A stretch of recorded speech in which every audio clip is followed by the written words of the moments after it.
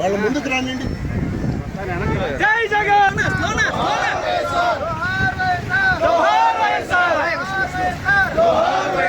మేఘపాటి రాజగోపాల్ రెడ్డి నాయకత్వం. మేఘపాటి రాజగోపాల్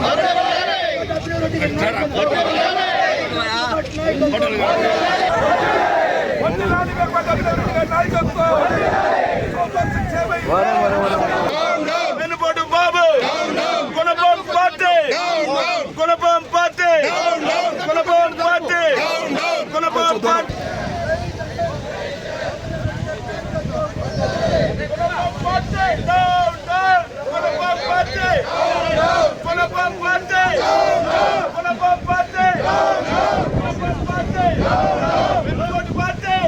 ఈ 2 సంవత్సరాల వెన్నుపోటు పరిపాలన ఏ విధంగా ఉండాలి అనేది ప్రజలకి అందరికీ తెలుసు కాబట్టి మా రూపంలో కూడా తెలియపరచడానికే ఈ ప్రోగ్రాం పెట్టడం జరుగుతుంది.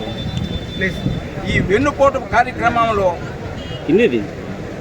ఏ విధంగా జరిగిందనే దానికి చంద్రబాబు నాయుడు ఎలక్షన్లకు ముందు నేను జగన్మోహన్ రెడ్డి కంటే ఎక్కువగా మంచి పనులు చేస్తాను అని చెప్పడం జరిగింది. చెప్పిన రోజు నుంచి ఆయన మోసపు మాటలతోనే జరిపిస్తూ ఉన్నాడు. ఈ విధంగా దగా పరిపాలన అనేది ప్రజలకి అందరికీ ఇప్పటికే అర్థమైపోయింది. ఏదైనా సరే చంద్రబాబు నాయుడు ఇది 4వసారి ముఖ్యమంత్రి. ఈ 4వసారి ముఖ్యమంత్రి అంటే ఆయన ప్రతిసారి ఏదో మోసాలు చెప్పి పదవిని చేతికి తీసుకుంటున్నాడు. ప్రతిసారి ప్రజల్ని మోసం చేస్తున్నాడు.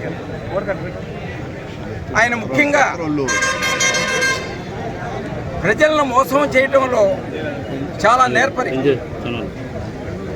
అదేవిధంగా ఇప్పుడు మొన్న వైజాగ్లో స్టీల్ ప్లాంట్లో యాక్సిడెంట్ అయ్యింది. స్టీల్ ప్లాంట్లో యాక్సిడెంట్ అయితే కుమారుణ్ణి పంపించాడు లోకేష్ని పంపించి జనాల్ని చచ్చిపోయిన వాళ్ళని పలకరించరామని చెప్పి పంపించడం జరిగింది. ఆ కార్యక్రమానికి వచ్చిన లోకేష్ ఎవరికి ఏమీ చెప్పకుండా ఎవరో యూనియన్ లీడర్స్ వచ్చారు. యూనియన్ లీడర్స్ వచ్చి ఏంటండి మా వాళ్ళు చచ్చిపోయిన వాళ్ళకి ఏం న్యాయం చేస్తున్నారు మీరు, వాళ్ళు ఏమన్నా చచ్చిపోయారా నువ్వు వచ్చి అడుగుతుండవు అని అడిగాడు. అంటే ఎవరైనా చచ్చిపోతేనే వాళ్ళే వచ్చి అడగాల, లేకపోతే ఎవరు అడగకూడదు అనే పద్ధతిలో ఆయన చెప్పాడు. అదే జగన్మోహన్ రెడ్డి ఇంకొక ఇండస్ట్రీలో గ్యాస్ లీక్ అయ్యి చనిపోయిన వాళ్ళకి ఎవరు ఏమీ మాట్లాడకుండానే ఒకేసారి ₹1 వంతున అనౌన్స్ చేశాడు. చంద్రబాబు నాయుడికి జగన్మోహన్ రెడ్డికి తేడా అది. ఏదైనా సరే జగన్మోహన్ రెడ్డి ఏ పథకం అయినా సరే చెప్పింది చెప్పినట్టు మాట నిలబెట్టుకునే వ్యక్తి వైఎస్ఆర్ ఫ్యామిలీ.